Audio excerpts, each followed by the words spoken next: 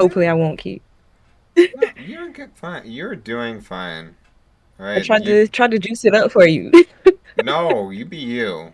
Like honestly, the worst thing to do is to try to be more than you. I want you to be you. I want you to Okay, be I won't. 100% Yuki. Okay, Not to put any show on or anything like that, because um, that's the whole point. Is it's lame. very late. I don't throw the curveballs or anything. Um, I know the internet's hit with a lot of stuff today, and I'm not gonna bring that up because that's also relevant. But uh, no, this is about you. What you I what just you mean? on Twitter, the disrespect thing. What's his name? Doctor. Oh, Yeah. Doctor Strange. Oh, wait, not Doctor Strange. Doctor Doctor Disrespect. Strange. That one. Okay. No, man. If Doctor Strange did all that, I don't think people would want to read those comics anymore. Um, Right, I gotta take that back. I cosplayed as him. That's kind of. yeah, yeah. I don't think you want to say Doctor. I have way more respect for him than that. I gotta get it together. Okay, no, it's you know, hey, all right, okay. Yeah, the only reason I bring that up because Twitter was flooded with that, so hopefully Yeah, I've people been aren't. seeing it on Instagram too. Yeah, which is important. That's a subject to bring up, but I hope like all the good things don't get overshadowed. But I guess maybe that's well without bringing it up, but just about we'll get into it. We'll get into marketing strategies. I mean, Okay. uh, not about that. That man, So, that's gonna be a question for you. Like, how do you avoid all that stuff? and you know what? I think I would be able to answer it a little bit because he's showing what you don't want your marketing team to do. Okay, you know what? You know what? Because I'm not about controversy. This is a drama channel, but I mean, we got to bring it up to share your expertise. And all right, Right. all right. Let me go ahead and just let people know we are. Hold on.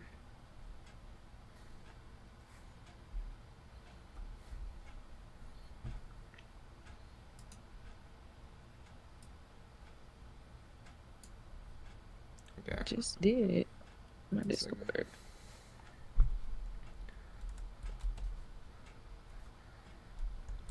Oops. Let's put a screenshot of seeing live now.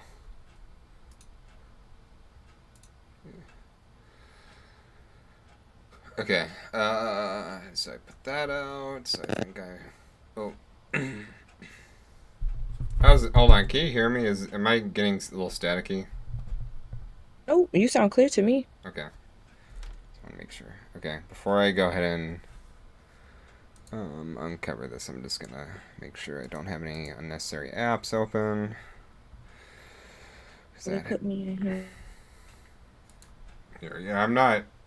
It's still on starting soon, just because I'm just checking things in the background, making sure I don't have anything that might disrupt. Is hold on. I ooh, how do I minimize this? Okay. Let's see.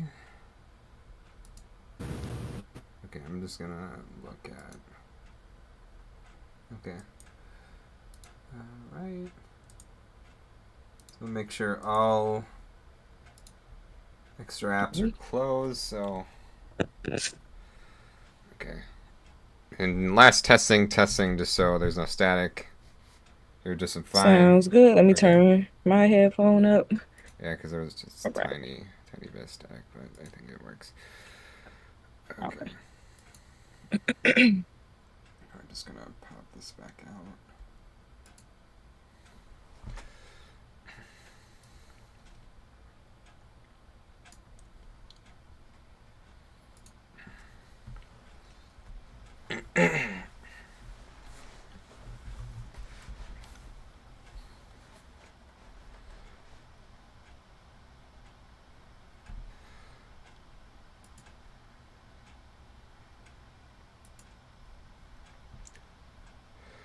Okay. Let me know when you're ready, and I can go ahead and get rid of the starting soon.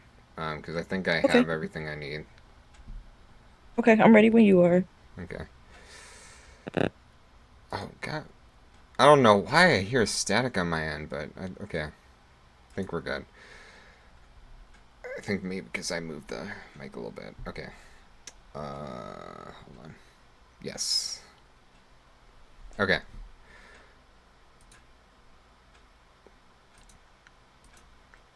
Oh, wow.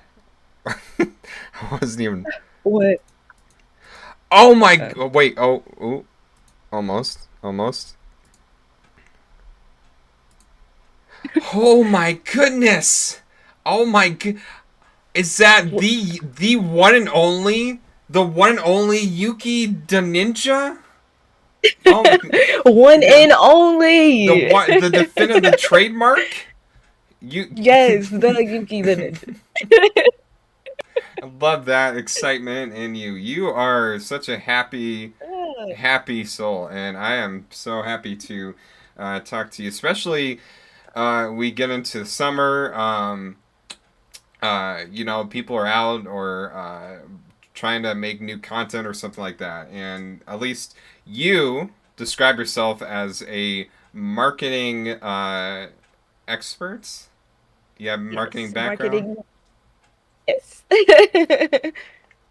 I have a bachelor's in marketing, just in case those do not know. Most people don't know that I'm a huge nerd when it comes to academics, definitely love school. So most people don't know. I actually have my bachelor's in marketing and I have my master's in journalism and my master's in mass communication. A lot of people also don't know I'm going to school for my PhD in media. So a lot of school. Okay, so you're still going into school. Like, how is that for you to, like, at least at this point in your life to still be dealing with that while creating content and doing all this other stuff? Is time management. Time management is the biggest thing. You have to, and then also I would have to say drive. Like you have to have your priorities definitely together. It's very easy to get distracted. It's very easy to face burnout. But if you want something bad enough, you're going to throw everything into it. I also think my background, like my childhood it was good, but it wasn't amazing. I had to learn a lot of things really quick, really fast. So just having that hustle ambition that I got from just environment and those around me played a huge part as well. I don't think if I would have went to school and I wouldn't have had that background and just that hustle, I do not think I would have made it because you have to have some type of discipline to be able to go to class every day, submit homework, and do it for as long as I have in a generation where it's like now they're considering some jobs with no degrees. Like you can get hired now without having all of the academic background. So mine, I would say facing some of just the way people talk about college and school on social media and still being heavy in the school, but still trying to grow businesses. I would say discipline has and time management has got me as far. So, on that regard, would you say that if you didn't have school, but there's still resources out there for you to be a marketing whiz, would you say the path would still fall on the same line, or do you feel like school specifically helped you get to where you're at? I would say honestly, school just fine-tuned everything. School just polished everything. But when it came to marketing, at first, well, let's backtrack as far as my marketing journey. I took different business classes like entrepreneurship. At first, I wanted to be so many different things in the business space, but marketing really stuck with me because of just you being able to develop the message, you being able to help with content. It's so many different things with marketing that just stuck out to me. And I feel like now for those who are trying to become a marketing expert, it's definitely different because there are way more resources than there are when I started, like programs like SEM Rush, Zoho Analytics. Now you can get analytics on your social media from Meta for free. It's so many different things that you can use to build your own campaigns starting out. But school lets you know also it helped me learn the different terms, the different strategies, help polish a lot of skills that I got. But I would say school is definitely a great compliment. It helps with the structure and the blueprint, but I would not want anybody who wants to become a marketing expert to get discouraged. Now you can get certifications like project management, and other marketing certifications that are half the cost. Still can learn a lot of what's going on. And also Google offers different certifications for you, LinkedIn. So I highly, highly recommend if you want to become a digital marketing expert, you don't have to spend your journey as long in school as I had to just because of when I started. But I highly recommend playing around with different softwares that are free, testing out different stuff on your social media, and trying to get as many certifications as possible. And I will also recommend adding in a trade with that. Graphic design, complementing with marketing, good idea. Print stack for back end development, coding with marketing, good idea. You want to make sure you have that safety net. Me personally, I'm going for coding. Front end and back end development is going to be a journey that I'm going to start separately to secure that. But having graphic design, entrepreneur, business management, and a best friend who has a PhD in accounting definitely has helped me get as far as I am. But not to rant on, I would say for me, school helped polish a lot. And I think the time frame that I was born and when I was coming up, school was really, really heavy. You had to have that degree. Not saying that it's not important now, but now there's so many different resources to help you become a digital expert without the student loans. So Yeah, I hope because I didn't. that's the reason why that's brought up, because student loan becomes the big fear when people ask figure out whether they want to go through school in order to pursue these creative endeavors. And some people drop out of Right. school, so there's that. You need to have school in order to do this and that, or you don't. But just seeing from your perspective, and even just having all that support, that's awesome. Uh, Right. I am Joe's son. This is going to be an amazing interview. Well, hello, I am Joe's son. You know what? I am Chase Pine. I'm a white dude who interviews black girls. I know that's weird, but you know what? We're gonna ignore that because the whole purpose of this. The whole But we purpose. love you though. No, that you know what, that is sweet. That you Like know what. he's so plugged in with us, y'all. Like y'all don't understand. Yuki vouches for Jay. That okay. You know what? Before I cry, no, no. I mean, this is just a relaxed interview, getting to know you. I don't try to throw any harsh curveballs. Now, there is something we're going to talk about because it stirred the internet today and does relate to marketing. We'll get to that. But yes, welcome. And also, by the way, Chad, if you have any questions for Yuki, please, we will definitely read them because that's important as well. Um, Hi, Joe. I see you're in Chad, the chat. Hi.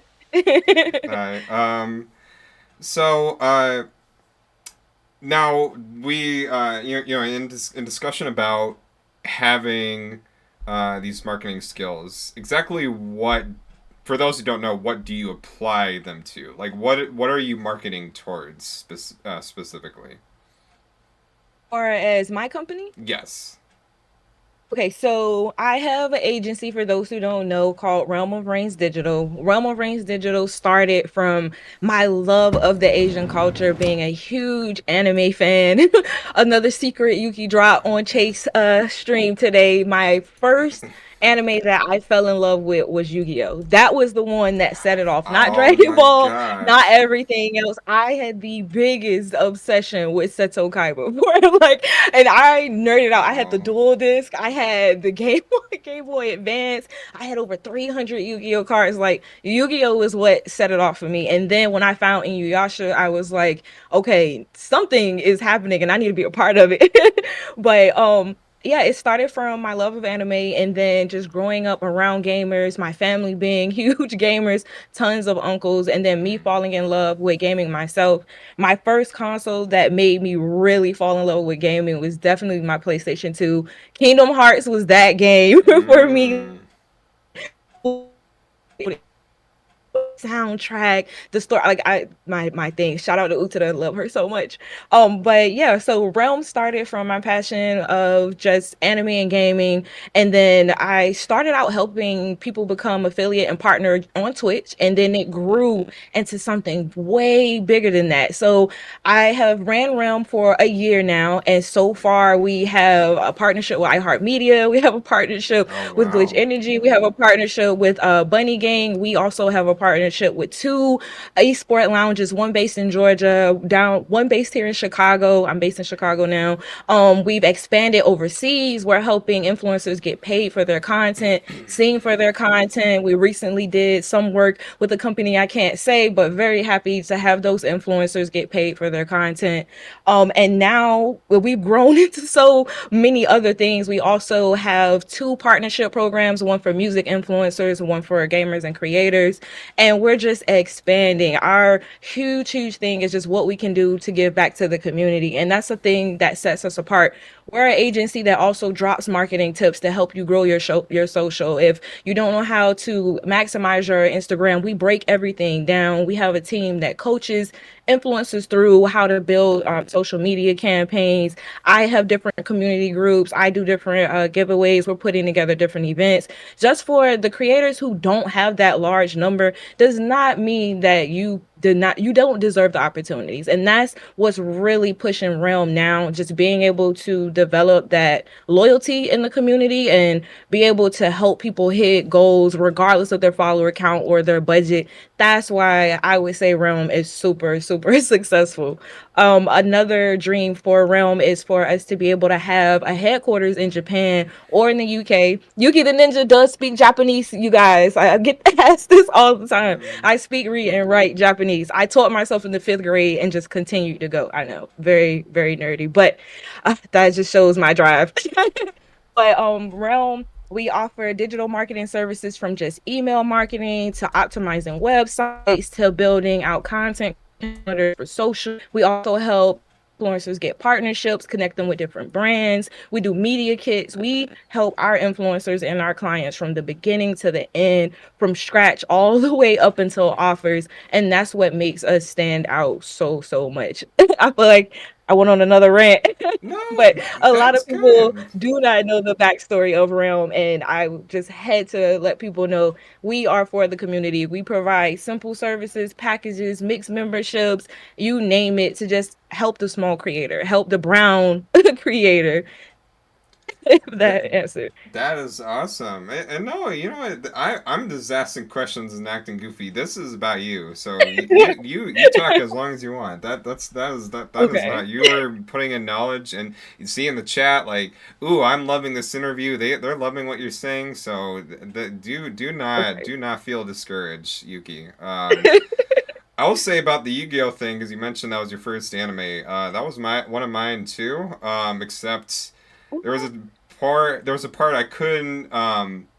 Oh, I was not allowed to watch Yu-Gi-Oh at a certain point because I don't What? remember. I don't know if you know the part where like they go into the demon world or the spirit world and there's like Mhm, zombies and stuff like that. Um, mhm. I was forbidden from watching Yu-Gi-Oh for a couple of years because that was too much. Yes, I didn't yeah. find it much. I was like, okay, it was just zombies. My parents like, no, Chase, this is too much. You're too young for this. Stop watching No, not the Yu-Gi-Oh. parents, not the parents pulling the plug on Yu-Gi-Oh. No. Yu-Gi-Oh is teaching our kids the wrong thing. Ban First of all, Yu-Gi-Oh. Ban those goddamn cards. You what the freaking dangers monsters. behind cards? The dangers. Meanwhile, I watched too much of it. I feel like my mom at the time was super encouraging of it just because it was such a distraction. Like I try I draw. I also love art. I do liquid art, fluid painting, acrylic, oil pastel sketching. And it all started from me trying to draw my own Yu-Gi-Oh! My own Yu-Gi-Oh characters. And I remember stealing, like, I used to steal printer paper from my teacher. So that way I can sit in the back of the class and try to like trace over my coloring book so I can learn how to draw the eyes. And she used to catch me every time. I do not know. Miss Clark, if you ever find this video, I do not know how you caught me. I thought I was on like my Shinobi ninja status and it just did not work. Oh. But that's also kind of like how I learned a lot of my art techniques and just what got me into art too. But it's so funny. My mom never like she never got mad about it. Like you know what? I think that's my mom's fault. I blame my mom for supporting me still in printer paper. No, look, you got that support.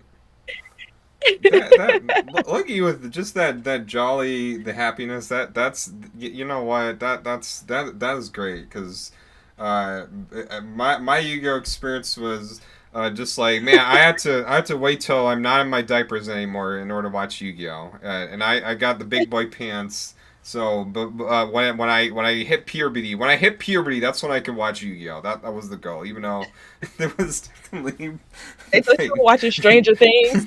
They thought you get with Stranger the, the, I don't even remember. It was the season with Pegasus or whatever. Millennium, and Things. there's spirits. I don't remember the details, but there were zombies in that. Right. Anyway, It's crazy. I have the Yu-Gi-Oh DVD. I still have like the Yu-Gi-Oh box set. It's like season oh one and yeah. season two. Yes, like my dedication was that series. Same for Inuyasha. I have an Inuyasha box set. Do people still watch DVDs? Is that bad? Like, do people Yeah, still? yeah. People still collect them. Yeah, you'd be surprised in Texas. They have preservation, but no, I remember when What? Seto Kaiba tried to commit suicide just so he can win a duel. So you know what? That's the thing. They didn't tell me to not watch Yu-Gi-Oh for that. It was the zombies. I think that was the one episode my mom actually like backtracked and was like, "What you watching again?" And I was like, he's going through it, mom. You don't understand." Like I No, tried to make it a little bit about me. It's not you don't understand, mom. It's the cards. Like the cards. There were. that's Um, when life was easier. I miss easy problems. I feel like with social media now and just the mm, demand that it puts on a lot of creators is taking the joy out of a lot of things. Some people who stream, they forget to stream because they love streaming. They love, well, not even streaming, they love gaming. They love talking to people on social media. They love connecting. And that's something that I've ran into a lot, I would say, as like a marketing expert, having people ask me different questions is how do I stay competitive? How do I stay at the top of mm, just what I'm trying to do? And I would love to give advice on this. So, for me, I have been in the marketing space for over 10 years. I've worked at different media and creative agencies. So, I have been able to see what it's like on the back end.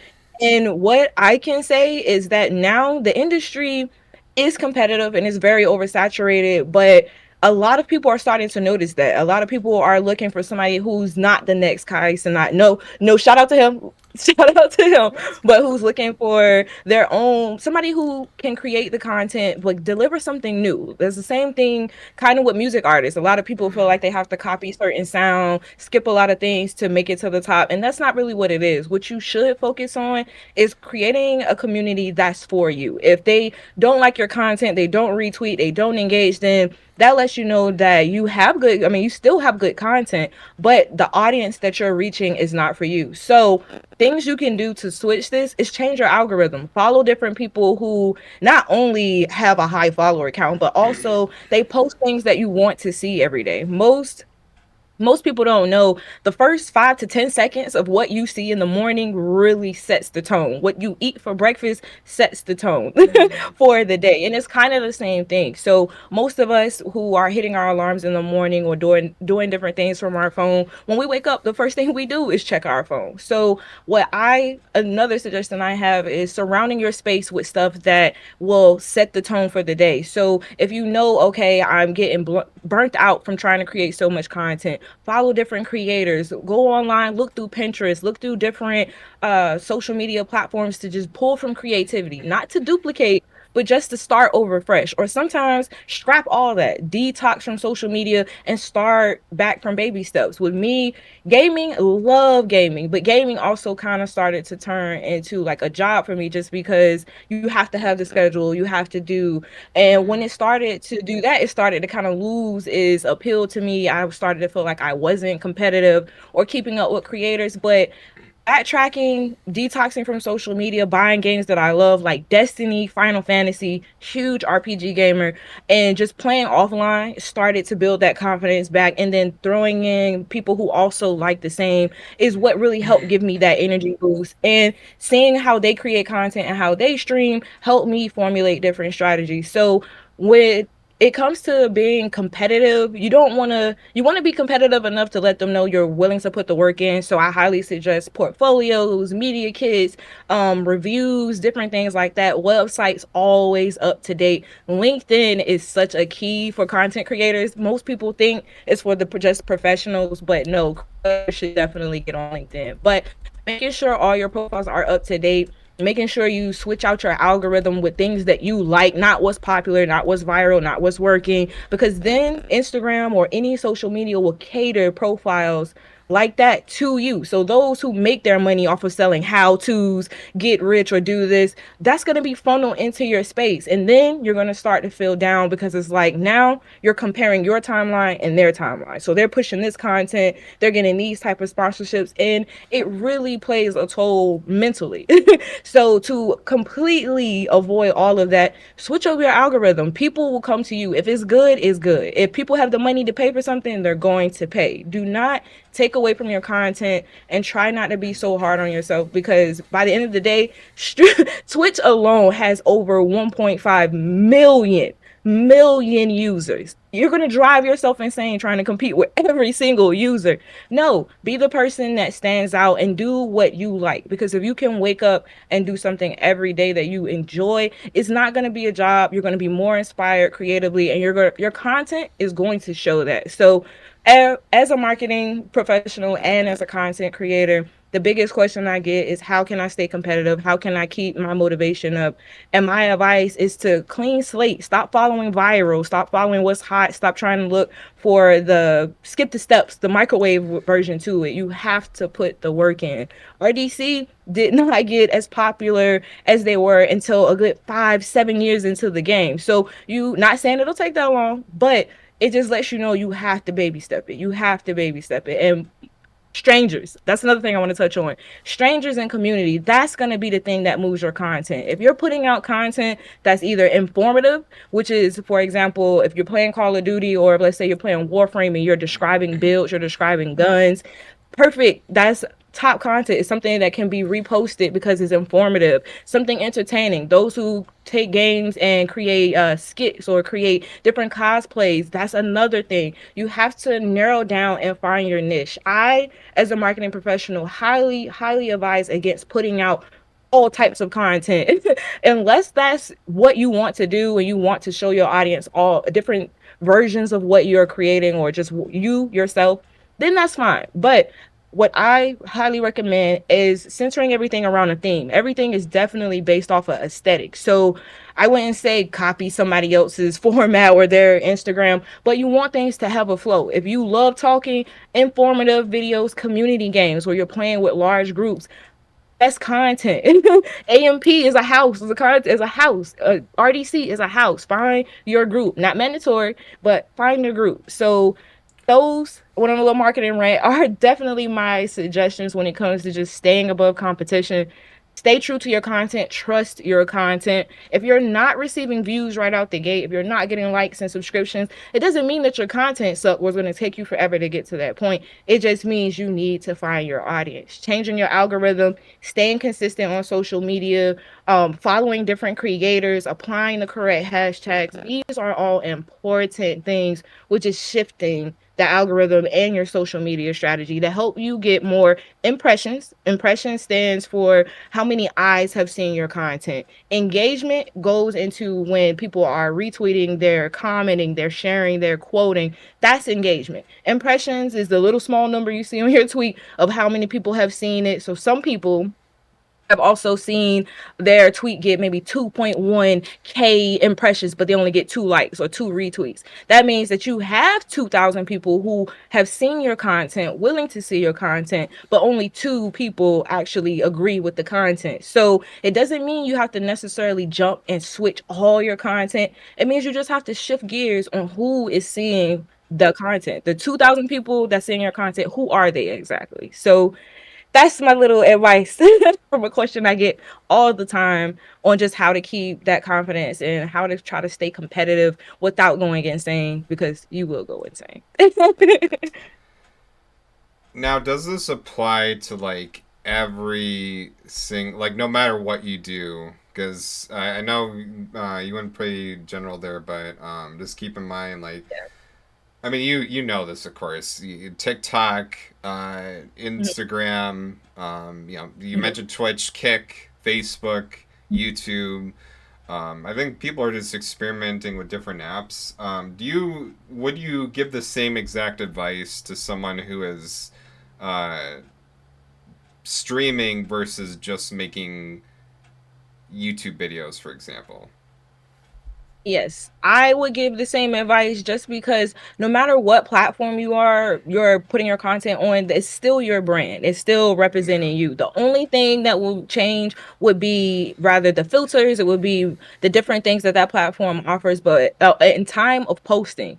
That's another thing that I highly recommend that's different. Most apps when it comes to just algorithms and how to post, it's kind of the same because Meta is Facebook and Instagram. Most people use Facebook and Instagram. Twitter is kind of, well, X is by itself standalone. LinkedIn is standalone. But when it comes to just making sure that no, posting on a specific time of day, that's the only thing that I would say Mm. is a huge difference between platforms. Sometimes posting on Twitter, you might have a post that goes viral early in the morning, like 11 o'clock. 11 o'clock, you have to think about where your community is around these times. Some people who post content all day or who game all day or that's their thing, some of them, most of them, have an audience who is around to see that content all day. Some people post and only maybe stream once or 2 days because their audience works. Okay, you have to put yourself into the mindset of your audience. So, for example, if that viral post went viral at 11 in the morning, is more than likely that post got the most engagement because your community is either on lunch break, they're waking up, or they're out and about checking their phone at work, or people usually have that break time around 11 and 12 versus if you post a post at 8 p.m. and get no engagement. 8 p.m., your audience could be asleep. They could be with their family. So that's another thing to keep in mind and another reason why I stress it may not be your content that is bad. It may not be just your community. It could be little things like you're missing hashtags, you're missing when to post, you're not posting consistently enough for specific platforms like Instagram. Instagram is one of those platforms, if you use it all day, you will grow all day. Twitter, same thing. Twitter, if you use all day and consistently, it'll continue to move you to the top of the list. For Instagram, highly, highly recommend using Reels. Reels is the thing that Instagram is really, really trying to push in Threads. Threads came out, there was a huge hype around it, and then it went away. But Threads, I highly, highly recommend. If you don't have a Threads, which is basically the Twitter for Instagram, I highly recommend you still use it. For those who are worried about bandwidth, you can turn on a feature on your Instagram. So every time you post to Instagram, it posts to your thread for you the same time, same day. So highly recommend that to cut down on time, but still feel that with content. TikTok, because we're going through a lot of things with who owns the platform, whether rather to be banned or legal. Um, TikTok is kind of free floating right now. Right now, I would say the biggest thing with TikTok is just making sure you have lengthy content and you have a good caption and hashtags. That's how I feel about TikTok. But Instagram and Twitter for a fact you would have to use all day. When it comes to YouTube, YouTube is more of how many times a day you post consistently on that same day. So if you're trying to grow your YouTube, I would recommend pick 2 days of that week and make sure you drop a video every day on that week. That would be something that I would recommend. Also, shorts. Shorts is going to be a huge, huge push. I would say focus on those just because most people now Just like with Instagram, when you're looking through boutiques, you're looking through reels, you can scroll fairly fast. And that's something that YouTube is trying to also adapt, which is making their app and their platform more accessible to creators and other people, because they also are doing different deals with different cable companies. They're doing their own uh just things behind the scenes. So for YouTube, I would definitely say using shorts, picking 2 days to consistently drop every week, and making sure profiles. Creators. I cannot stress this enough. Some of you have too much in your profiles, and some of you have too less. I highly recommend combing through your profile. Make sure your links work. Make sure you have your locations correct. Make sure you have at least some type of little two to three sentences. You hear me? 2 to 3 sentences about what you do. But and yeah, that's what I would recommend far as YouTube, because some people have too much information in their profile, and now YouTube is kind of shifting gears. Oh, do not be afraid to use hashtags in your YouTube bio. That's another way. People search hashtags just kind of like how you search for a channel on cable. Now people can search through for content using hashtags, and it'll funnel everything for that person. So YouTube definitely suggests that you use shorts. I suggest that you pick at least 2 days to consistently drop. Please make sure you're not over copying your profile, because then it just get lost in a long funnel. When it comes to Facebook and Instagram, I highly recommend posting as much as possible, or at least using programs like Later or Buffer or Meta to schedule out posts so that way you don't have to. And then when it comes to posting, that's another thing I would love to touch on. So I always get just what is the correct formula for posting and how, what should I do? Okay. Each platform is pretty much the same when it comes to posting. So you really kind of don't have to worry about, okay, specific content unless you already have a community, you already have a niche, you already kind of know. But if you're just starting out and you're trying to find that community and get your footing, the best caption is set up like this. This is a Yuki secret. The first thing you want to do is make sure you have a CTA. A CTA is a call to action. Is a word that's thrown around in the marketing business world, CTA. So, CTA is just your caption, is what is going to be the clickbait. Why should somebody stop and look at your post? That's going to be the first thing that they see. Another thing to keep in mind when it comes to social media, you have 3 to 5 seconds to capture that person's attention. So that's another reason why I stress content and posting consistently, because you never know who's on their phone. You never, it's just a long game. But back to what I was saying. So, CTA, you want to make sure you have a good caption. When it comes to the copy, that is what's posted after your caption. You need to make sure you have at least 1 to 2 sentences on why should the user care. Some people, when they're dropping, let's say their tweets about them going live on Twitch, they'll just have a caption and then they'll have their link. That's not good enough, because now you're in that funnel of the overly saturated community, and now you're trying to get people to come to your channel, but they don't know why. They just see, unless people know you, that's the only time that works. So I highly advise against just dropping that. So caption is important, and then having your copy, which is your 1 or 2 words on why that person should care. When it comes to what could you put there, you can use programs like Chat. I do not like this. With Chat, the AI writing app, and other programs can help you. Grammarly also can help you when it comes to finding a good copy for just the middle portion after the caption. But no, be authentic, be honest, let people know, hey, I'm trying to hit this goal, or I'm getting into this with the gang, I'm playing this, but I'm on this level. Give people a reason to want to walk in the store.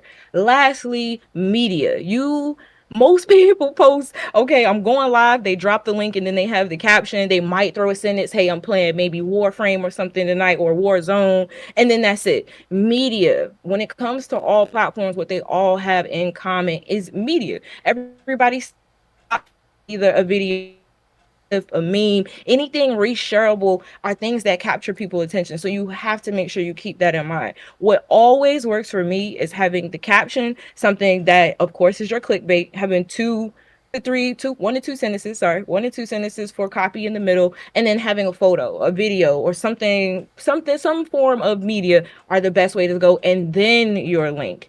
I would not throw in hashtags into your tweet on Twitter. I would just add an additional tweet to it. I wouldn't put it in the original tweet because it kind of takes away from it. When it comes to Instagram, of course, use your hashtags because it's right. It's easier.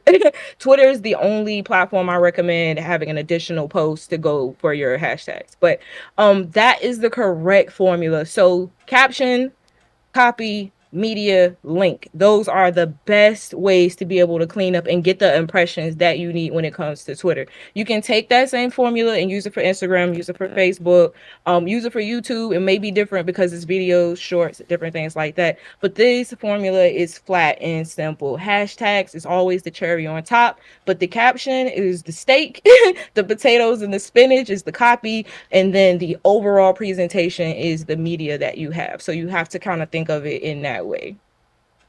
Sorry. I wanted to teach your mode. No, I'm sorry. no, it's. I was just saying, like, someone's probably writing a question. Hey, what? Oh, you know what? Never mind. She got it. But now that my little rant No, no, no, you're dropping. I mean, everything you're saying, you're dropping knowledge. I'm just awesome. You just came in. You were ready. You're ready to just drop everything. Like I don't even to need to let say much. people I could know. just say. But people did ask questions, so I want to make sure they get read. Hold on. Uh, Let too people know I young did for this. too young for okay. Practicing makes perfect sense for drawing boss and it plays off. I definitely still watch. Okay. Oh, here. Where do you see your brand in 5 to 10 years for the future of your community? Ooh, I would say 5 to 10 years. Okay, 5 years. I would say that we have a headquarters in the UK. I would say that we have branched out and had at least an additional three more partnership programs. I will also, yeah, I'm gonna start off like that. Everything else, I feel like I'm superstitious, so I feel like it'll jinx it. But for now, I feel like we'll have our dream headquarters in either Japan or the UK. I feel like we will have another partnership program that's going to just funnel everything else. And yeah, I think those are going to be the two biggest things, honestly. So more locations and more creators that we're helping everywhere. Bigger programs is what I would say. Okay, well, you throwing in all this knowledge, I do have to ask, like, how do you specifically, Yuki, avoid burnout? Because you deal. I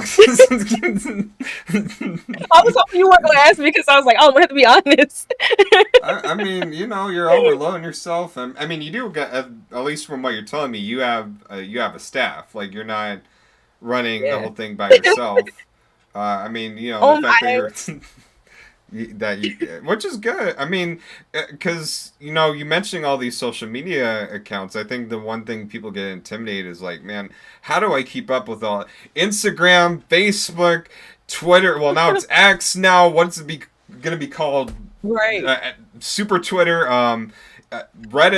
Reddit. I don't think we Even even mentioned must Reddit. must So, quit it. um, OnlyFans. You know what? Why not? Right. Mini vid. Let's throw it all in there.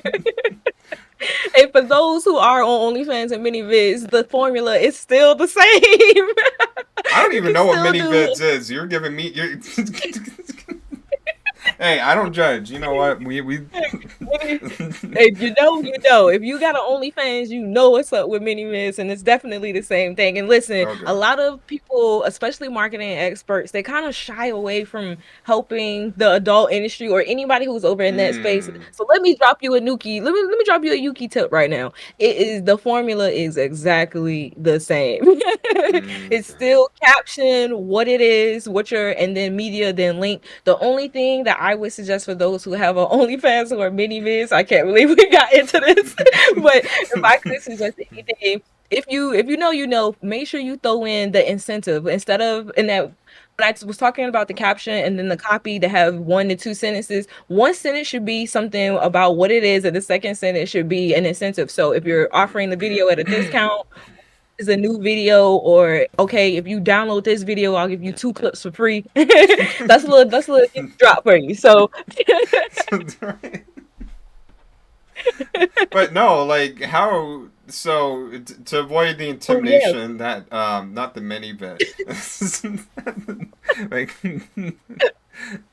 well well you know it's okay all right they're going in on this. Wait, hold on. Not the mini vids. You know it's funny, people think OnlyFans is about, you know, the adult industry, but it's actually not. It's literally much more than that. People have to be creative, or what they post that attracts different type of audience. What is it? right. The braids? Are you talking about your hair? No, it's a Kendrick Lamar. I don't know if you've seen the Kendrick Oh, Lamar and Drake beef, but it's oh, part of a okay. Oh, okay, yeah. No, no, yeah. I've seen. No, that is true. I've seen actually. Nuggets. No, that is true because I did check out OnlyFans. And they do have cooking videos. They have people doing um, thirsty things. So, that's true. That's true. Even though most people associate it with porn, it's not all just about porn. I mean, if you want to be freaky on there, you can.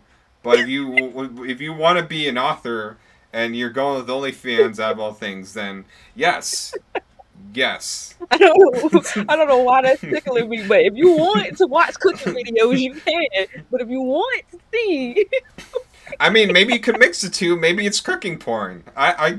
You know what? that's what I was thinking. I'm so bad because that's what I was thinking when you said they had cooking videos. I'm like, somebody, you know what? I'm not Would even you gonna like to stir the pot? I'm making spaghetti now. you want to crack the pepper. Crack the pepper. Spray the sauce. Not Not spray the sauce. that's gold. That's gold. I I'm don't, using that. you I'm don't using spray that. sauce. I don't even know why I'm saying that. You don't spray spaghetti. I don't. No, that's not That's a what made it. thing. That's what made it gold. He said you gonna spray the spraying salsa on OnlyFans. Oh, OnlyFans. I said OnlyFans. I done combined the two. Oh, it's over. Somebody's gonna take my idea. I have no idea, But but no, to answer your question on how, and it's crazy. I rarely get asked that. Like, how does Yuki avoid burnout? Okay. yeah. Well, to be honest, I think okay, at first, I was like working out to avoid burnout, and then life happened. That's Mm. another thing I would love to get into as well. I know there's a lot of creators that are going through a lot of different things, family wise, mental work, and work, and they're trying to figure out if being a creator is worth it. That is something I want to touch on. But before I get to that, as far as burnout, before I used to do a lot of working out, and then it moved into me just being more creative, so more painting, more sketching, and then a lot of things shifted on my end and I had to kind of retrace my steps. But now that I'm getting better with it, how I make sure I don't burn out because I do everything. I do everything. That's something I can't say I live up to. But for me now is being diving more into my art, and I would say definitely going back and finding classic animes that did give me the inspiration when I first started or gave me the butterflies. Like that's what I've been doing recently, and backtracking to a lot of anime alternative music that I used to love playing when I was drawing in my room. Really going back and retracing my steps is kind of what's been helping me now. So now being able to put my headphones on and like just dive into one of my favorite rock albums or one of my favorite EDM soundtracks is definitely what I do. I have different pencils and charcoals and stuff to test out. So that has really been helping in anime. If anybody out there knows where to get a Lupin the Third box set, please let Yuki know. Because I have been trying to find one and I cannot find one. But going back to some of my favorite classic animes right now, Full Metal Alchemist has definitely been one of my thing. A classic anime called Kitty Grade, another one called Samurai 7. I don't know if anybody have seen that one, and Samurai Champloo. Those have been like my rotation, but making that, and most importantly, I live, work, and breathe through my phone. So emails, everything comes through my phone. So sometimes it's kind of hard for me to take that social media detox, but I've been on Serb, I'll make sure I set it and hide it from me for at least 2, 3 hours. And yoga. Used to do yoga so much before, and I fell off. But now I'm getting back into just breathing, using my Fitbit watch to kind of like just monitor and just deep breaths. So long story short, what's been working for me now, because I lost a love for all of this, but what's been helping me now with my burnout is definitely making sure I do some type of physical activity and doing something that's nostalgic, but also kind of creative. That's something that I highly recommend. Sometimes when it comes with burnout, you don't have to take yourself retail shopping or completely unplug everything. You can baby step it. For me, definitely had to learn how to what burnout really was, and that was the issue with me for a while, because sometimes I'll be consumed by my goals and I'm just straightforward, and then I'm burning out and don't even know. But for me, recently definitely has been more creative on the art side, and I'm so excited to show more art pieces, and I want to start streaming on Twitch doing Yuki paint and sip. So we will see. Very nervous but excited at the same time. So Okay. that's how I avoid my burnout. Well, that I mean, I know like when they go to you as a marketing professional, professional, they want all their questions answered. But at the end of the day, you are a human being, and you Yes. deserve to take care of yourself. Deserve to have fun. You deserve to, um, have that balance while you work hard. And that's something to keep in mind. And glad you even have a staff. With your company as well to kind of help take some of the load off you. But even as you're doing the marketing agency, I don't is we're talking about how you try to avoid burnout, but also while you're providing this information, using all these different social media platforms, the number one thing people get intimidated is like, I don't know if I have the energy to just do all of that, like Instagram, Mhm. Facebook, Twitch. Right. Like some people argue you need to stream on three different platforms, and then some people say don't do that because that's too much. Um, you know, uh, where you lay the work down with all these platforms, do you think you necessarily have to put yourself on every single one, or like how if someone's intimidated by the what it takes to kind of go through all these platforms, like how would you Right. say like here's how you can um maybe put the work load off you, or sorry that's just how it is, you have to do it on, I mean, how do you respond to that? I would love to tell people just sorry, that's how it is, just to see what their reaction would be. But no, I would say one, no, you do not have to have every single social media that's out there. You can have every social media, but that social media does not fit your content. Let's say you are a photographer or you're an artist and it really relies on a lot of photo and video. I would not suggest YouTube right out the gate if you don't need it. If you're doing informational, like how to paint, how to edit camera equipment, how to edit photos, then I will push towards a YouTube. But if you're just trying to establish a portfolio, a community, then Instagram, Pinterest, Tumblr, believe it or not, you can still use platforms like that to get where you need to be. So you do not need to have every single platform. I highly recommend making sure you have the social medias that cater to your content. If you are somebody who's informative or love to do different podcasts, love to pull people in and engage, group game, then that's when I would suggest, okay, using platforms or social medias that allow people to be able to hear audio well, see video well, and that's when YouTube, Instagram, those type of things come in. But when it comes to your content and selecting those platforms, like what works for you, um go to the platform where you do receive the most impressions, the platform that you do receive the most engagement, and build from there. And why I suggest that is because you already, if you're getting impressions, you're getting engagement, you're getting people sharing and liking, then you already have some sort of community. Even if it's just one person every time, that one person can grow into hundreds of other people. So it's way easier to have a platform and build it from where you are than starting completely new. Same in the business world, where it's cheaper to keep an existing customer than to bring on a new customer. So you have to kind of like keep that same mindset.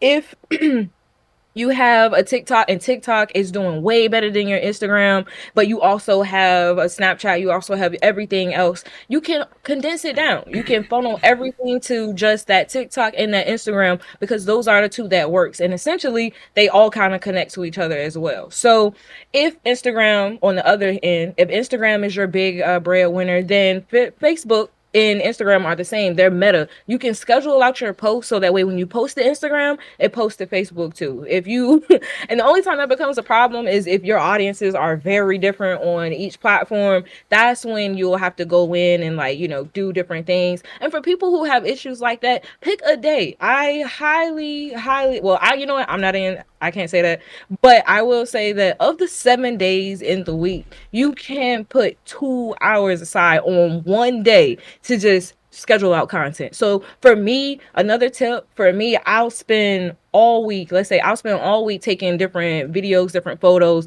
and it doesn't have to be planned. It could be just out and about. It could be me at my desk working, ooh, a good marketing idea, record it. And then I'll spend one day out of that week and just clean it up, edit it, put it together in a collage, and then I'll add the copy, schedule it out. You can break it up that way. A lot of creators feel like you have to create the content, edit the content, post the content, do everything in that setting. No. Another example is on the days that I stream, especially ladies. If you are on a budget, you're running out of makeup, you don't have all of this, you don't have to blow the bag and you don't have to burn it up. Me, on the days that on the days that I stream, which were Tuesdays and Thursdays, I would get dressed. I'll do my makeup, do everything at the start of the day. So that whole time that I have until the stream, I would do different videos, I'll do different photos, and those photos, you don't have to post that day. I will post the next day, or I'll take one photo that I took that night and throw it into a tweet and letting people know I'm going to stream that night. That's how you keep the engagement going. So you don't have to overload. You don't have to have every social media. What you need to do is make sure, one, you're auditing your content. Go through your content and see what you like to see what you like to create. Once you have that down, you can start building from there. A lot of creators also don't know where to start, and that's a good tip on what to start. So go through your social media, audit it. Anything that you don't like, delete it. I'm delete it. If you want to save that photo, screenshot it and put it, email it to yourself. But go through. I highly, highly advise you go through your content. Make sure your bios are updated. You can also detox your followers. There's this myth that's going around saying that you have to have less followers than that's following you. That is not the case. You can have 20,000 followers and only two of them be active. And that no, no, no, no, no. If you are following 7,000 people and 7,000 people are following you back, you are still good. You don't have to have 10K followers and be following 2K. One, a lot of clout accounts do that. A lot of it's just so much into that.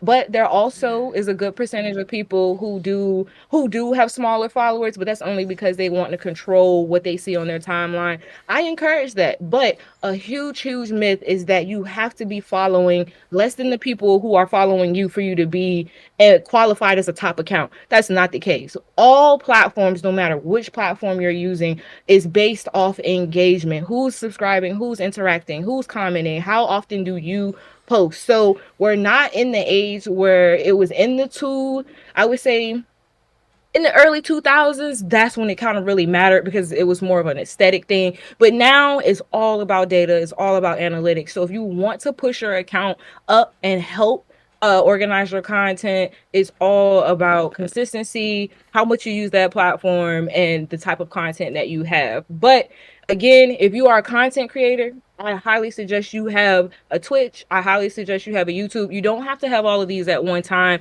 but it's good to have one, at least one and one of the mix. But Instagram, very important. Twitter, very important. LinkedIn, which is forgotten about, highly suggest that. So Instagram, Twitter, LinkedIn, and Facebook is not a need, but YouTube is a need. Those are the four platforms are as creators, people who do reviews, people who talk about photos, who have do podcasts, anything like form of entertainment or media.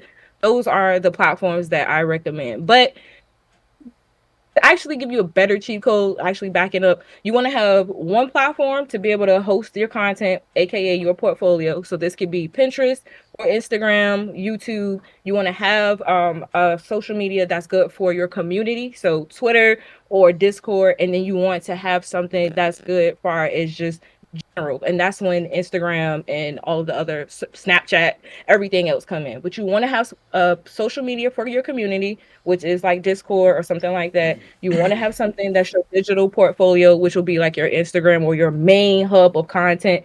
And creators, Twitch can be your main hub of content. You do not have to have a Twitch, a YouTube, a Discord, and post everything everywhere. You can definitely have one platform that holds all your content. Just if you decide to do that route, the best way to optimize that is to post consistently. Some of you do not post consistently enough, in addition to not having the correct captions, and that's why you're seeing such slow growth. So, from me to you all, long story short, you want to have a social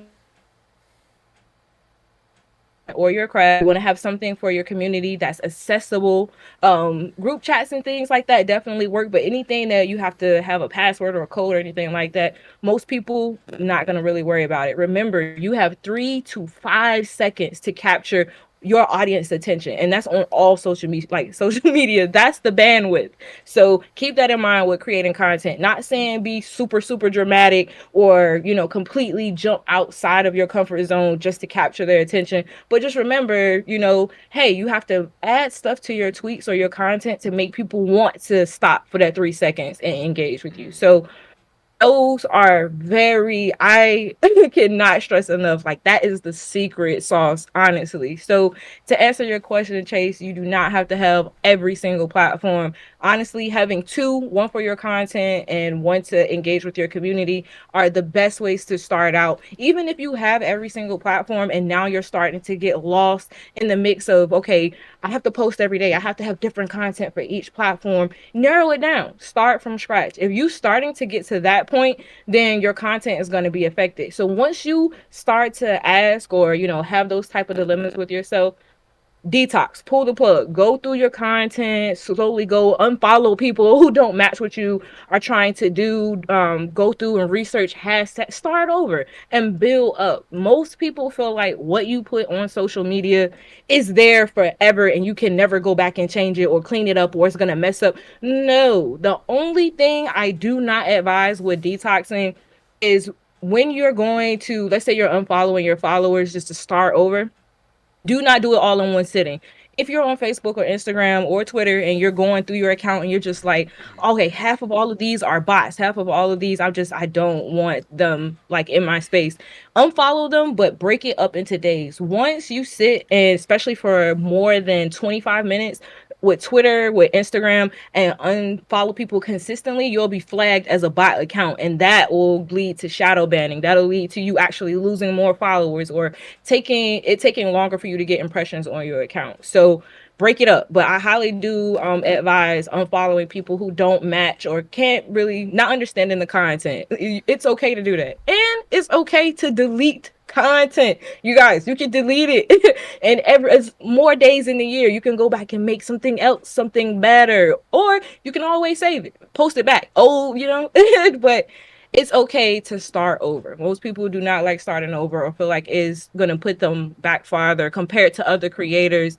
And you never really know what other creators are doing. I can definitely say that some creators that a lot of people who I hear idolize utilize a lot of different resources that aren't available to the community, like paying for ads, having a team to pick the content for you, being able to go and blow the bag on equipment and cosplay, and so most people don't have those resources, and that's another reason why I take my job so serious. Is I'm trying to be that person that brings it to the creators, to take out the middleman, take out the headache, and realm of reigns and myself be that one-stop shop. So it's like, how do I get this brand partnership? How do I grow my account? I am here to help bring all of it to you and coach you from the bottom all the way to the top, just because you don't see the help in the communities anymore. Now, when you hit a certain amount of followers, it's like I can't reverse or help my community. And I don't get that. I do not get that. So that's where another reason why I take my job so hard is because I definitely want to bridge the gap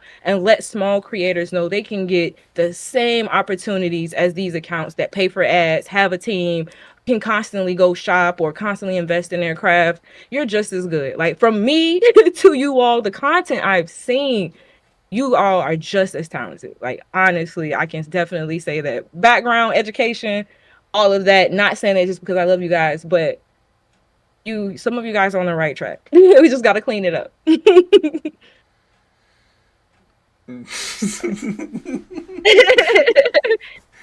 I my love teacher, to see. my teacher rubbing off. I want to be a teacher when I retire, so Oh, all just right. gotta, You know what? You definitely should. In fact, there was a question earlier that says, when you think about all these factors, do you think it may take away from doing from the law? But I feel like you already answered that. I wait. So they asked if it takes away from gaming. No, from the love of creating content. Like, does it Oh, stop being fun? Is what they mean. it can. It definitely can. I went through that experience with gaming. Before I started streaming, before I started streaming, it was just something that like it was a way to blow off steam, like what everybody who, have that in common. But it started to become more of a job type of feel with just the expectations and different things like that. But for those who are going through that, because I also have like been around people who have had that issue recently.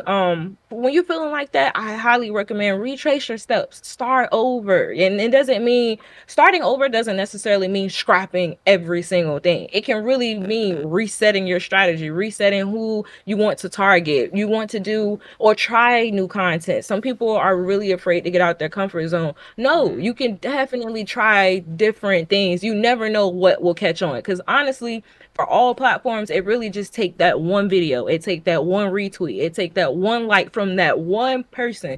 And the overall goal in this game is to just do that.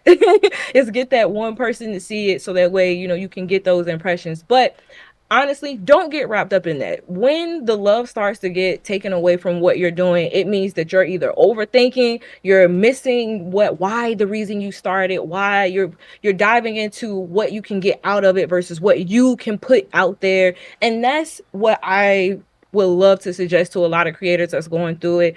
Change your mindset, flip it around. Besides feeling like, okay, oh, if I don't stream every single day of the week, I'm not gonna get like my Twitch payout on Sunday. Or I understand that it's hard out here. Trust me, I get that.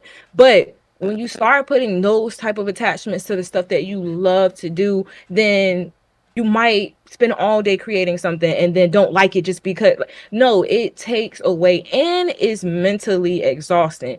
You're never gonna have that day, especially if you are really passionate about what you're doing. Sometimes you're never gonna feel like you're gonna get it all in that one setting. You're gonna get it just right. This is magic. No, most artists, most creatives go through their Picasso, go through their Beethoven, go through their insane period. I call it my mad scientist mode.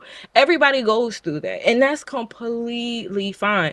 But when you go through those, try different tactics. Like, okay, I'm drained. I don't know what to post. It's taking away the love. Okay, so go back to the drawing board. Spend all day just writing ideas. They don't have to have or be deep level strategies. It could be just, oh, I want to video game on my Switch outside. I want to do a video of all of the pops that I just got. I want to go over comic books, or I want to just have a just chatting and just reconnect with my community. You can do little things like that, as far as to restart and to try to put that love back. So please, please try not to. I know it's hard, but try not to attach so many.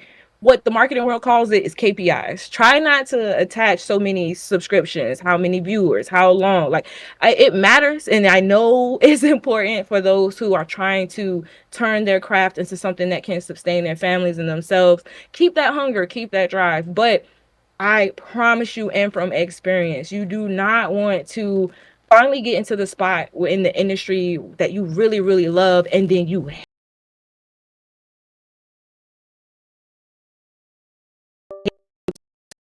avoid that, and to also take some of that pressure off yourself.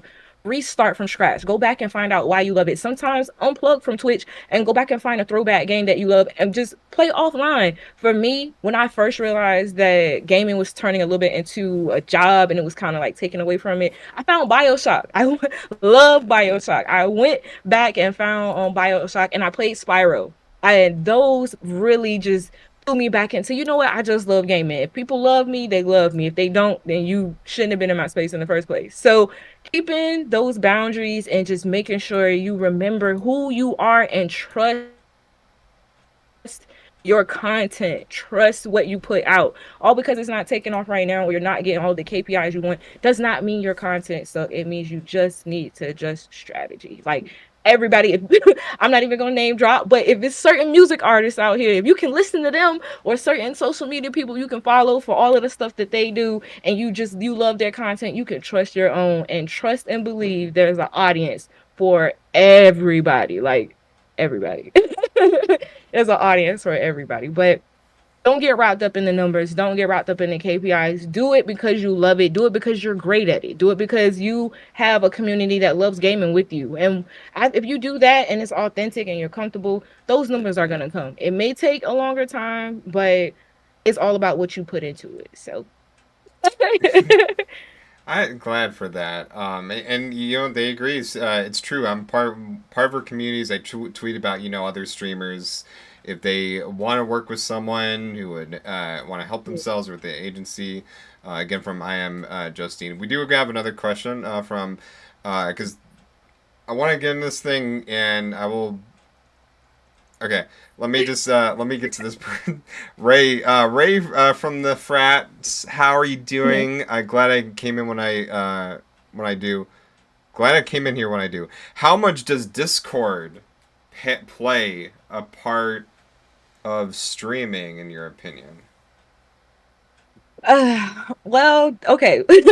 There's two parts to that. When it comes to building your community, when it comes to Discord, I think Discord is great. I think it has a lot of different ways you can interact with your community as far as just the different channels, being able to have voice chats, add bots. I think Discord is a very, very great way to organize your community outside of Facebook. It also lets you search different servers and things like that to grow even more. So Discord, when it comes to community management, I think is amazing. I think yeah, I definitely love what they're doing with it. The fact now that they integrated Discord into PlayStation and allow you to be able to transfer those conversations more accessible, I think is very, very awesome. But when it comes to what your goals are for our strategy and content, that's when Discord can kind of help or it can kind of hurt. So when with Discord, I highly recommend that you have a community kind of already, or if you're starting out,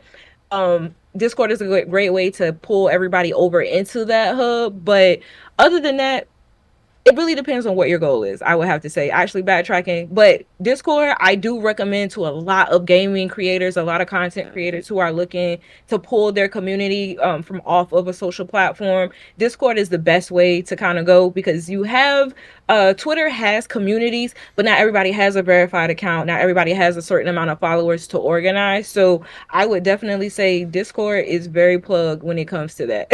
So Yuki actually approves Discord. I really do approve Discord. The only thing I don't like is how they're incorporating this ad and pay tier Mm, system. That's the only thing that's making it kind of shaky because yeah, it's just I hate programs that make you pay to use the app when it's like that's part of using the app. I have yeah. to pay to make my profile more viewable on a platform that's supposed to help me get views. Don't make sense, right? So the only Yeah. thing I would say Discord people that I don't like is the pay system or the tiers that they're trying to push on people in the advertising. But it's a company that got to make money somehow, and advertising is the way Yeah. to go. But from me, when it comes to community management, that's the main thing I would use Discord for. That's the main thing. Honestly, Discord for anything else isn't really all that, but community management for Discord is the best way to go.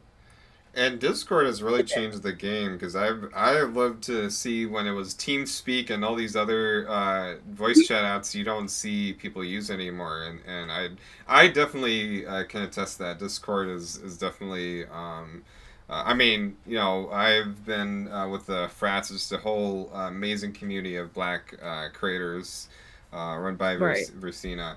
And with Ray, with that very important question. Um, so I want to try to phrase this in the right. Wait, hold on. I don't know about y'all. Free is the way for me because paying can really get out of pocket. That's true because all these things cost money. Yeah. It's definitely hard Yeah, hard out here. it is. It is. But something you and I kind of brought up before we started recording, which goes into your marketing strategy, because you talked a lot about putting yourself out there, being consistent, putting hashtags, but Right. also tweets and stuff that you word. And Hmm. I'm trying to word this right because I'm not here for controversy. I already went through the phase where how this started back in June 2020 with the Black Lives Matter movement. Of course, I have spoke to many different black creators talking about the stuff that they go through. I mean, all the hate, and I hope none of that happens to you. By the way, you are so sweet, so amazing. If any Thank punk you. decides to, I don't know, put the N word on Twitter, all that, I don't, all that BS. I'm not, but I mean, since then it's just been making you all smile and laugh, and showing how awesome you are, and trying not to be a dead horse, even though it's something that Right. still exists today, and you could argue it gets worse or better. I'm being Right. long winded here, but the thing I'm about to bring up is because X blew up today over Doctor Disrespect and putting out a tweet about allegations. Hmm. So, as a marketing professional, if that were to ever happen, or just how do you say, okay, this is what you should say, or this is how you not say, should not talk as a content creator? Okay, this is definitely something I would love to get into. Just more using Dr. Disrespect as an example is definitely Okay. great for this situation. So, okay, I have a lot of creators because that's another thing that we do at Realm of Reigns. We recruit different creators and we also add them to our partnership program to help them get brand partnerships and different things like that. So, with that, we also look through different profiles because specific brands are looking for specific, type of images. Yes, Realm is here to break down the doors, far as just, trying to fast track between follower counts and all the other stuff to get people equal opportunities. But there are some times where some of the creators that we come across post content or tweet some things that's just not really, no, it's just like, why, So that's another thing that I want to get into is just what to say, what not to say, and how to kind of find that line. So moving back to Dr. Disrespect, he did give a long answer on how he's not a predator, how this is not how he is, and things like that. But regardless, it's a climate thing. There's a time for everything, and there's a time for nothing. There right now in the industry, there's so much going on with just inequality, harassment, and so Mm, many other things. Brands are not playing with that. Like, even if it was an accusation that they're going to do an investigation, they're going to do this, they're going to do that, a lot of people don't want to even have that whisper in their space. Like, look at what happened to Diddy. Look at what happened to everybody else. They're pulling the plug on everything, and it does not take much. I feel that situation, one, what I wouldn't have done was, first off, be put in that type of situation. Two, you have how many viewers, how much money, how many resources, and this is what you couldn't have nothing else you could have been doing in your time. And then also, it's so much with it, but I'm not gonna get into that. But what I will say is that one, you have to make sure that, okay, one brand, well, actually, most brands nowadays, they're merging. Disney is under Hulu, ESPN. So when you're trying to get different endorsements, when you become or hit a certain social status on these platforms that a lot of agencies are doing their recruiting from, when it comes to employees, content creators, all of that, companies are pulling from social media now because that's how powerful social media is. So you thinking that you post something years ago and that is not going to get dug up. We've seen celebrities where people have found embarrassing baby pictures. Like, so the internet is a gift and a curse. So don't think just because something is deleted or because you haven't touched on it or that is completely gone. There's always going to be somebody that has the time. So this isn't to instill fear. This is just for people to know whatever, like, you if you imagine you're sitting at the business table with your dream brand, they say that we can give you the deal of your dreams, but what we have to do is go through your this particular social media platform, and we're going back this many months. Are you going to be nervous or are you going to be cool? If it's something that's going to make you nervous or you just know, then that's when you know you're kind of crossing the line. Some people have content that is more for the older audience. That's completely fine. Just make sure you have your community, you have your strategy set up for that, but also remember the guidelines and the standards within that. So it's kind of goes back to that thing where it's like, okay, you wouldn't want if it's something that your mama wouldn't want to see, then you don't want to.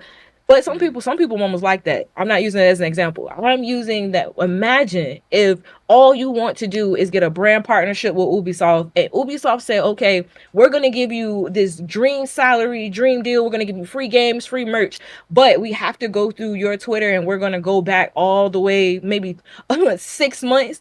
And if we find anything that's inappropriate or anything that doesn't match, we're going to pull the plug. Like, if you get nervous, that lets you know that, okay, now it doesn't mean to, completely dramatically change your content or anything like that, but people need to read the room. Yes, you are a creator and you're in this space, but you have to now, with social media and content creation being seen as such a business, you have to take yourself outside of that and think as if you're one of the brands. You have to kind of put yourself in a lawyer seat, kind of just to, hey, would I offer myself this, or am I catering to the right audience? Do I want these brands to respect me? Because sometimes you can get brands who like ratchet, you can get brands who like that that edginess, but you also have to remember that some of these brands, they want that, but they will drop you if you give them that. So you gotta be able to make sure you're reading the room. You gotta make sure you're staying up to date. Not saying follow CNN all day and turn your post notifications on, but see what's going on. If it's right now we're doing a Black Lives Matter movement and you post, oh no, actually, a perfect example is Kalani. I know Kalani just did an interview on the Breakfast Club talking about how she lost certain collaborations because she stood up for, I am sorry if I said it wrong, but is it Palestine? Like, that's it. But Yeah. yeah, she posted her views and just her, support on trying to help or get help over there, and she lost some of her opportunities. And it's like, okay, that's something that you want to use. No matter how high on the scale you get, there's always going to be somebody that doesn't agree, or that's just going to, and that plays into it too. So, long story short, with Dr. Disrespect, one, I feel like his PR team should have been way better. Two, I feel like he should have had a better friend or better support system to be in his space. Like, I'm sad to say a babysitter, but sometimes when you're out and you hit certain levels, is some people put certain stuff in your space for that cause, whether it's good or bad. But that's something else. And three, the apology. Okay, all because you give lengthy apologies don't mean that that is a good apology. So without getting too sided or picking sides or making this one of those. What I highly, highly advise to my creators, sometimes they don't need to go on the internet. If you are in a space where you're going to be tempted or you feel like this is just, go with that feeling. Sometimes you don't need to be in a room with everybody who has a million followers, or you don't have to go to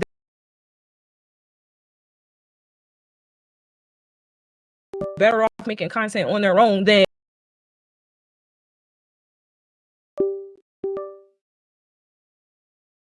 side of what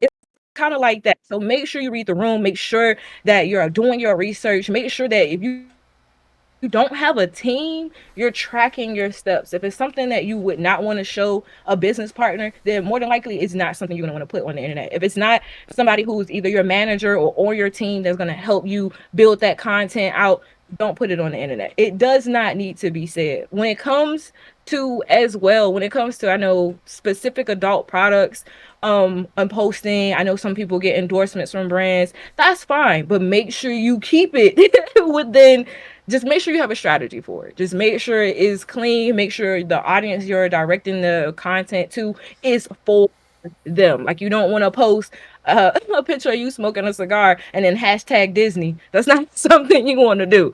So, oh, and keep in mind that anybody can find anything. What's on the internet can be backtracked all the way until all the way. So keep that in mind. Your image is everything. The first thing that people look at is what you said and what they see. And you don't know what type of mood they're in. You could have been posting something that was harmless, and one person is in an attitude and they read your tweet and then drag it out into a rant. Now you invested and you said something that hurt their feelings even more, and now everybody jumping on you. It's the best thing to do is to keep yourself out of those situations and make sure you posting content as for you and stay out of trouble. Like, I'm gonna leave it at that because there's so much I can say about Dr. Disrespect, but we're not gonna do that. All Well, I would say is, the reason I'm not, because like I mean this is about you. This is not about Doctor Dis. The last thing I want to do is bring your beautiful self on and go like, you know what? Let's talk Doctor Disrespect. No, this is you. So but two is that uh I the only mean doctor I respect is Dr. Strange. Or Dr. that's sweet. Doolittle even. Doctor Doolittle. Yeah, well, but I mean, like it's when it comes to like drama and stuff like that, like the Drake and Kendrick and all these other creators going at it, Beefs. these beefs, I tend to stay out of that. No, I mean, pedophilia is a no. So I mean, Mhm. it's not. I'm not. I only bring this up. The reason I bring this up because one of the most important things about putting yourself out there is, of course, what you say. Mhm. And some people get loose, and some people don't. So that's why I bring that up. But it's interesting you mentioned about Palestine, and some people get fired over saying that. And I remember a Mhm. time, even back in 2020, where certain companies were afraid to do that about Black Lives Matter, or at least they'll Right. do it for a month and then die down. Right. And at least my hope is that things have changed because you all deserve their respects. The only thing I will even add on to this as a question to say about this, and I will of course respond in the chat. Um, Mhm. this hate raids and messages and all that. Like for you as a marketing genius, how perceptions is everything. Perceptions is everything. But you as a marketing Right. genius and come across hate speech and nasty stuff that some creators they'll just block and it'll be nothing to them, but it'll take a Right. toll on them, and of course it should because it's how do you what would you recommend to kind of overcome that if a creator were to get that sort of hate? Like I wouldn't say like, oh, I wasn't into your video, like it just Mhm. go to something like sexism or racism or anything like that. Right. I have seen this. Look, fortunately for me, I haven't been put in a position where I have been able to deal with it. Well, it was directed at me, but I have been in a space where I have seen it. I've seen creators who I know for a fact would not harm anybody and then just check their comments, and it's crazy. So for me, a lot of people might not like this, but what I highly suggest and what people really don't think about, block them. delete their comment, unplug. You don't have to respond. Yes, you get some of those accounts that are like malicious. They will comment on every post. They will create different accounts just to follow. If they got that type of energy, then that's a whole different situation. Make sure you message me and we'll hunt them down. But no, when it comes to just dealing with that, a lot of people feel like they have to respond. You don't have to respond. A lot of people forget that by the end of the day, that person that said something, when you go to sleep, you're not going to see them. Unless it's somebody that is like a local person, then that's when I feel like, you have other options to be able to alleviate that problem. But Yeah. most of what people forget is that we get so in tune into our community, we get so in tune into what's going on that we forget the simple things. And that's cutting it off. Everything that we do is connected from a device. You can control your space. And I think with us trying to keep up with the demand of posting consistent content, growing our community, sometimes like we miss that. We, don't have the energy to do, like, I get that. I get that. But what I highly recommend, there's always going to be somebody that has something to say. Rather it's positive, good, half at, like, somebody is always going to have something to say. And another way that I think of it is like, there's somebody being born every day. There's already a billion people plus on the planet, right? So just imagine Mm.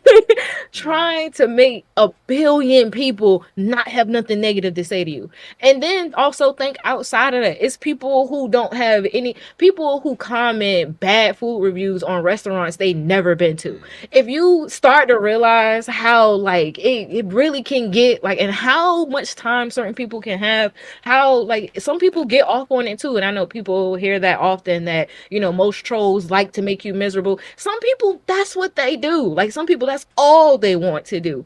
And what you have to do is really make sure that you're in tune with you. And I say this over and over, but trust your craft, respect your craft, know that what you're doing is what it is. All, it's like so different from what anybody could say. If you want, are doing different habits and practicing different methods to be able to make you be more confident in your craft, like painting every day or studying new tips, and or finding out new information, so when people ask you, you can drop this or you can show that.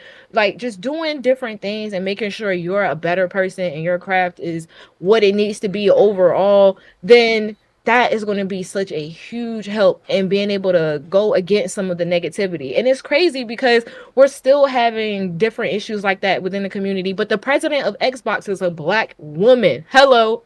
Like, what Yeah. Issa Rae has partnered with Snapchat, has partnered with Tubi, has partnered with so many other brands to bring opportunities to creators. Like, hello. And people will say that they don't like Issa Rae. Like, people will find a problem for a problem. And another example I would want to use is like, okay, Michael Jordan, best of all time. Some people don't like Morton. Like Kobe Bryant, same. Some people would consider him the GOAT. Not everybody likes him. Taylor Swift, not Mm. everybody likes her. Beyonce, just naming people who people a lot of community see as like, it just let you know that if you have somebody that is like a Beyonce, who has the status, who has the resources, who has the gorgeous looks, and people have her at this scale, just imagine it's people out there that also talk trash about her, like people that don't like her. So status doesn't matter. Who look, it really doesn't matter. By the end of the day, you need to be able to cut it off. Kevin Hart, another person who I look up to, regardless, him as a business person, but he also gives different interviews of how like he cut it off. A lot of celebrities will tell you they don't even have or check social media. Sometimes they have teams that do it for them, and that's their way of cutting it off. You have the same ability. It will take too long and be too mentally draining for you to try to battle every bully, because somebody's going to have something to say about your content, about how black creators should not cosplay characters Yeah. of other ethnicities, and that's a whole nother thing to branch out into. And it's hard for you. That's a whole nother thing to branch out into. But don't Yeah. let that be the thing that discourages you. Don't let that be the thing that stop. By the end of the day, remember, you can cut your phone off. You can cut your laptop off. You can block that person. You can report that person. Utilize them. You don't have to fight every day. You don't have to defend why you're amazing every day. Because by the end of the day, and something else I do want to remind a lot of brown creators, you're a brown creator. You're a part of something big. Like you're already born into something big because there's always going to be a group that's going to love and respect and want you to be a part of them. We're going to, as long as there are brown creators on the planet Earth, you're going to be a part of something. So that's something that I also have been trying to like really lean heavy into when it comes to just advising creators. Is by the end of the day, a lot of people feel like they're alone, but statistically, you're not alone.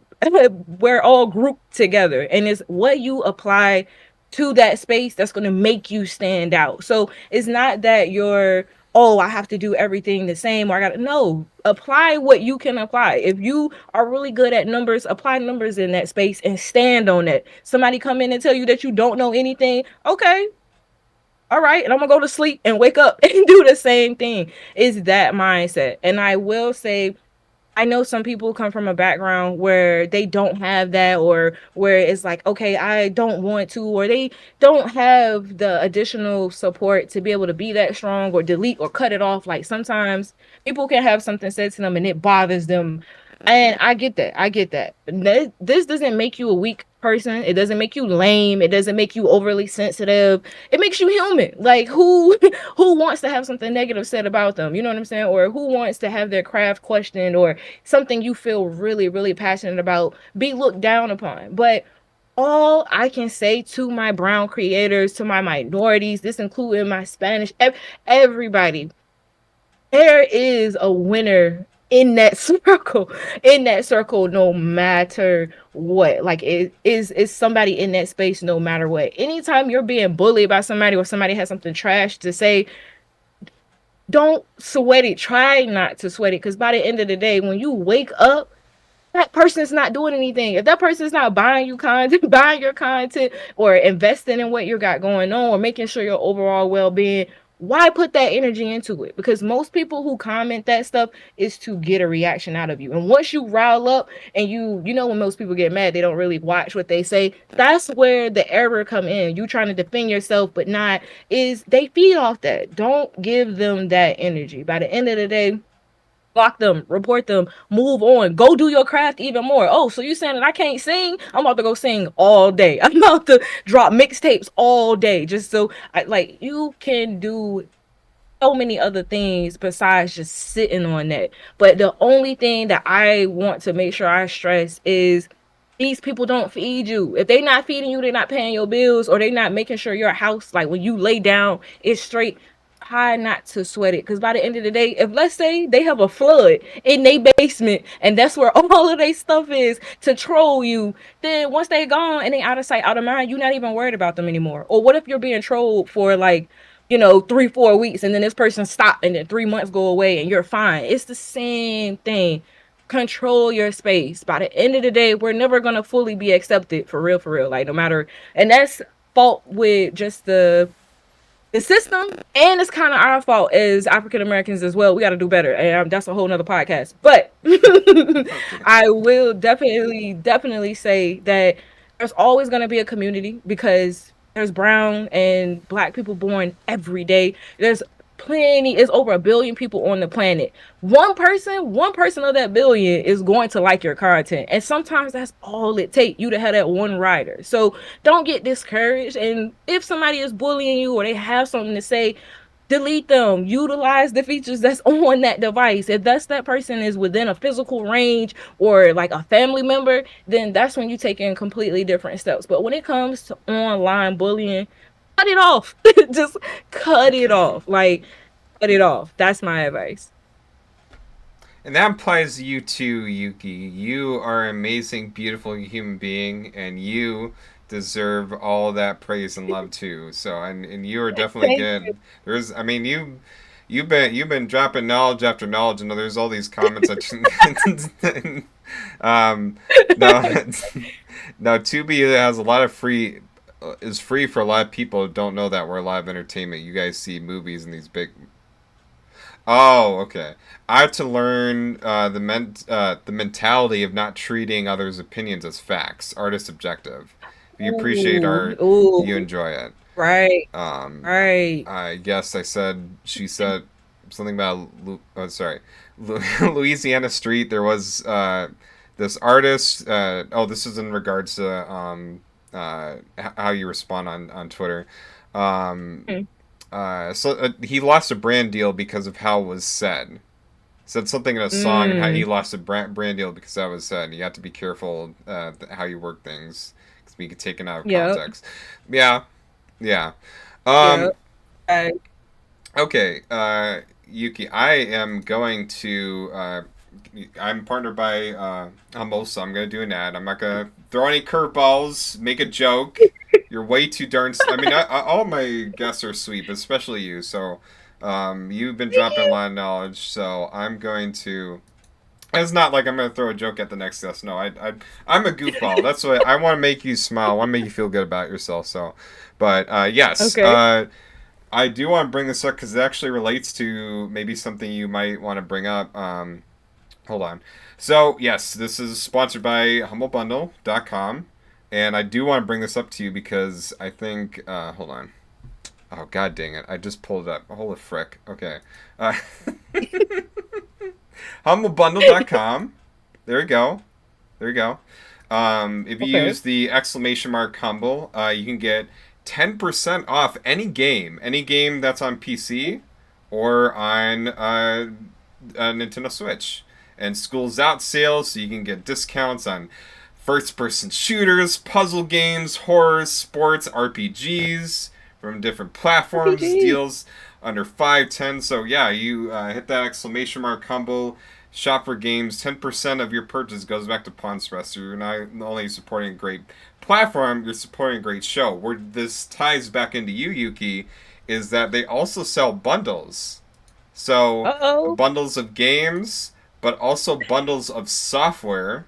And if you scroll down over Ooh. here, they talk about books, Linux, learn to program.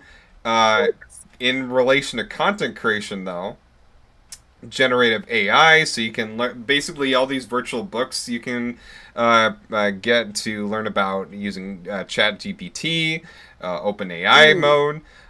If you go down, they actually go further into content creation, Unreal Engine, low poly. There's one about music producing, like producing your own music, audio arcade. They'll drop some other things like stream overlays, for example, and Hmm.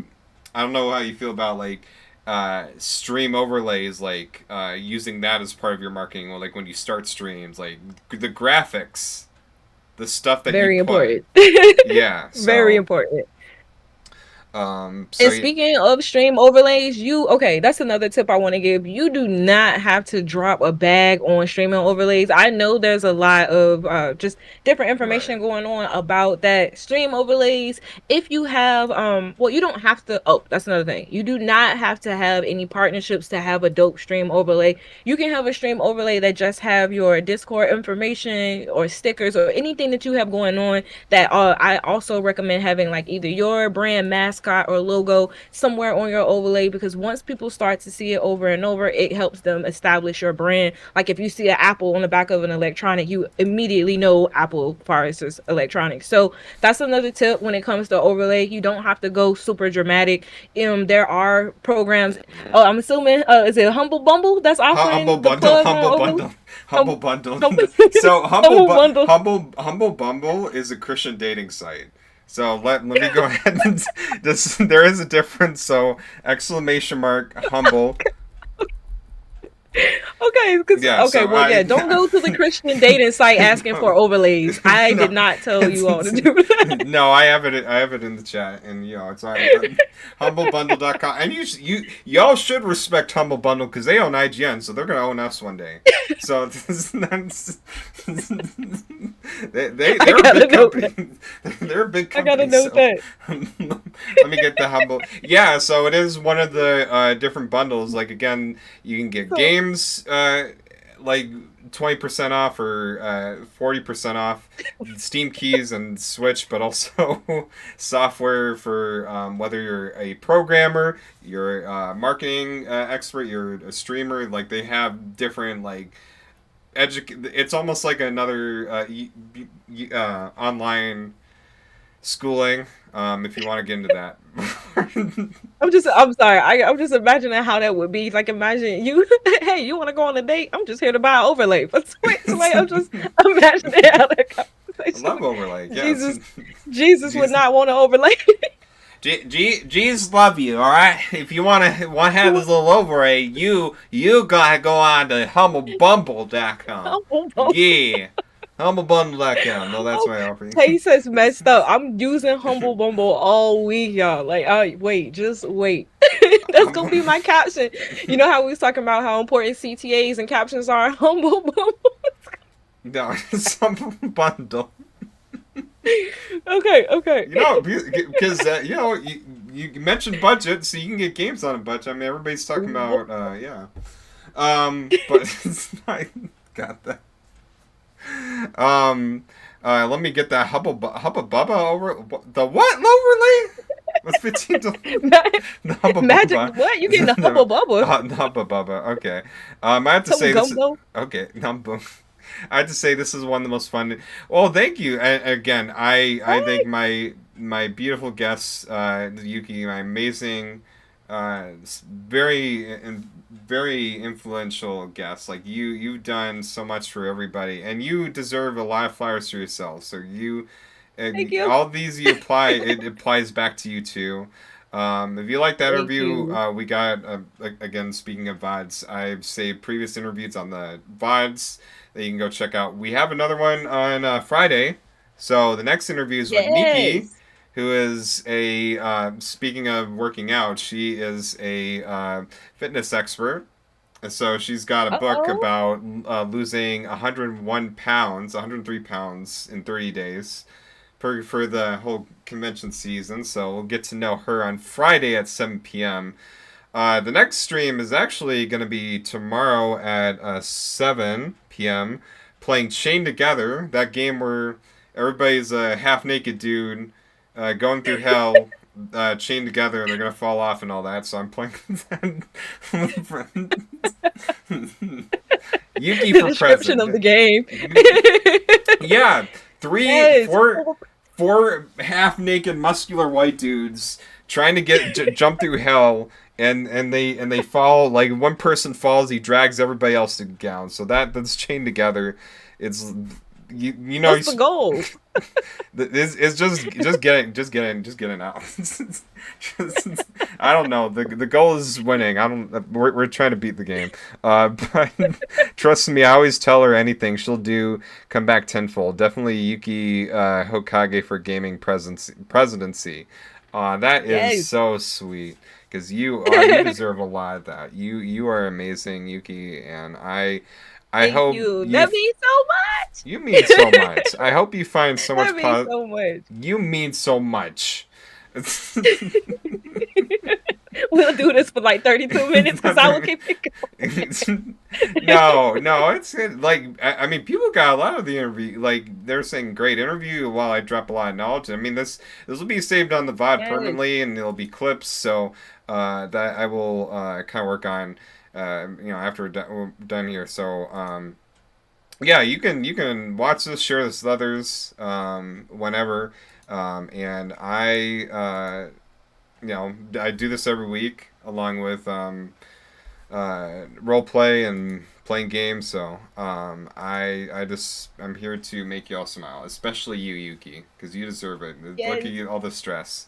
Oh, we didn't even Yes. talk about variety gamers because that's what I am, and I know you talked about Okay. not going spread too thin, which I don't try to. I kind of keep it like three factors, but um, under the theme of being an advocate for Black Lives Matter, which that is 24/7 for me. Right. Um, Yes. And that's why we love you, Chase. that's why I love you. I just the sweetness in you. All right. So yeah, next interview Friday, next stream tomorrow. But anyway, rating. Let's go ahead and send this off to do you like horror games? I love horror games. Oh, you know what? Okay, so Love horror games. we're giving this to Winter Blue playing Killer Clowns from Outer Space. Ooh, Killer Clowns. I'm definitely gonna try that game. I keep hearing so many cool things about it, and now people have gotten me interested. So definitely we'll be trying that. Hopefully next week is what the goal is. If somebody gets me that game, I'll play it. Otherwise, I have enough on under the belt. I'll play Yeah. Dead by Daylight. I mean, Dead by Ooh, Daylight. You know, if anybody's yes. down for that, but there's only so many online only games. Anyway, let's go. 'Cause, yeah, there's so many live services, so many. I'm RPing and I'm playing Fortnite. I'm like, oh my god, playing single player Ooh. games. Anyway, Winter Blue. Um, gonna go ahead and say hi to her as she's right now. She's in I the definitely want to thank everybody in the chat, everybody who came through and who listened to my marketing rants and everybody who asked questions. Thank you for just the support. Thank you, Chase, for just being amazing and just being able to give me the opportunity to be able to vent and be able to clear up a lot of common questions that I get that I don't really have the opportunity to. This interview definitely helped me kind of solidify that I do want to start doing more Twitter spaces that talk about marketing. I do want to step my game up with just more YouTube videos that kind of do the same thing as this. So amazing, because this was kind of like the test run that I needed uh, to make sure that I was comfortable with doing it. So super excited. So just thank you again, chat. Thank you, Chase. Thank you, everybody who came and just sat and just vibed out with us. So you guys are super amazing. I do everything under the sun, but my whole thing, my whole purpose is I just want to help. Like I tell people that I do everything and I know I burn out and everything else, but the fact that I'm doing it to be able to help people in this space and just getting the stories and the reactions and making people day every day is like what's making me an addict. I'm addicted to making people happy, and that's what is definitely okay, we have turning 15 into, but seconds. in a good way. Oh my god, In a 15 good seconds. way. All right, all right, all right. That's it. 10, That's it. I 9, just want to 8 say thank you. seconds. Okay, and there they go to Winter Okay. Blue. I Oh saw my it switch. god. I saw it switch. No, we good. We good. We good. Oh, look, Thank she you come so much, back. Chase. Thank you. Of course. Well, hold on. Let me make sure I. Ooh, In these clowns. Yo, the there. clowns look absolutely insane.